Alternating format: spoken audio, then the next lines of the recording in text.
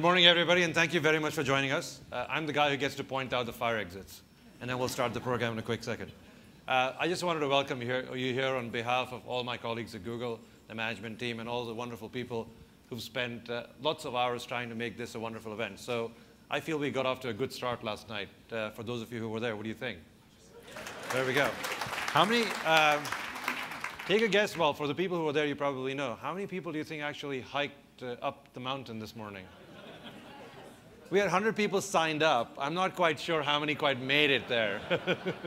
I could see people struggling back to their rooms from the bar, so they weren't looking pretty fit to get up the mountain. But hopefully, there is tomorrow morning, and you can go back and rejuvenate yourself and think through all this wonderful stuff and head up the mountain.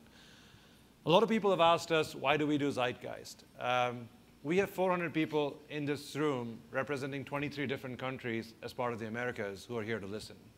And our hope is, rather than have a Google event where we get a lot of Google people to tell you all the wonderful things which we do, which I'm sure you already know about, we thought we'd get lots of interesting people in the room who'd like to spend 2 days with each other, as well as hear from interesting people on stage, and allow them to recharge their batteries or think about what's going on in the world and how can we do things differently. And that's the entire purpose of this event.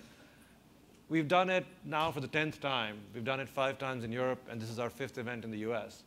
And every time, hopefully, we learn from our previous event, and we'd hope you'd give us lots of feedback so we can continue to make this better.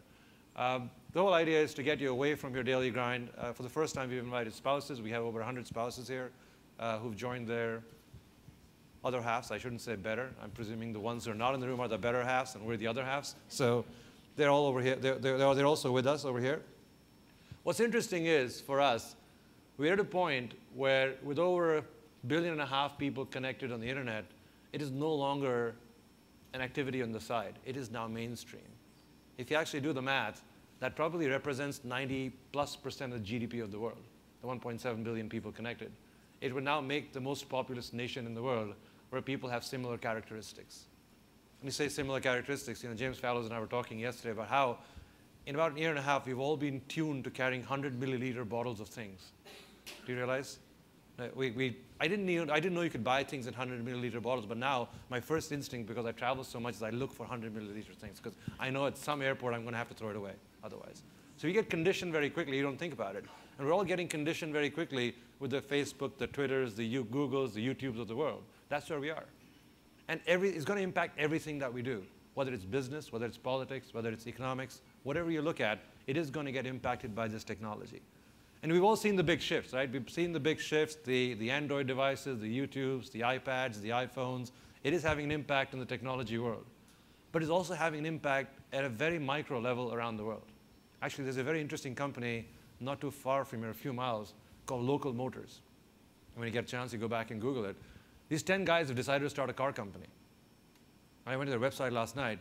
They have 5,000 volunteers who contribute designs, who actually engage in crowdsourcing, and they're now selling their 110th car called the Rally Fighter, which you could actually buy for $50,000. The entire company is designed based on crowdsourcing, and people volunteer their efforts, and they give out $5,000 to you as a prize if you give a great design and upload it. And they have a whole bunch of people in that community who review the design and tell you if it's going to work or not. Now, there's a hedge fund manager called Salman Khan who decided his kids weren't getting good education, and he's just set up a website where he teaches using YouTube. He's got 70,000 kids signed up, more students than Harvard, Princeton, or Yale together. And people pay to learn. Forget that. There's a taxi driver in India whose friend uploaded a YouTube video for him, advertising his taxi services. Now he's getting 100 emails a day for people flying in from around the world wanting to hire him. So he's walking around India telling people YouTube is cool. Right? So it happens at a very micro level and happens at a very macro level. And the whole intention of this event for us is to introduce people to you on stage who are going to make you think differently, who are going to make you challenge your current way of thinking. And that's what Mindshift is all about. We're going to start this morning by hearing about what is the opportunity out there. What can we think about? We'll hear from global financial leaders and people who've been in economics, people who've been in business, followed by leaders of Fortune 500 companies going to come and talk about how they've built great businesses, somebody who's built a $100 billion market cap in his term as CEO. We'll follow that up with entrepreneurs who are going to talk about how do you catalyze new thinking, how do you build new companies, how do you build new ideas, how do you build new different things as we go along.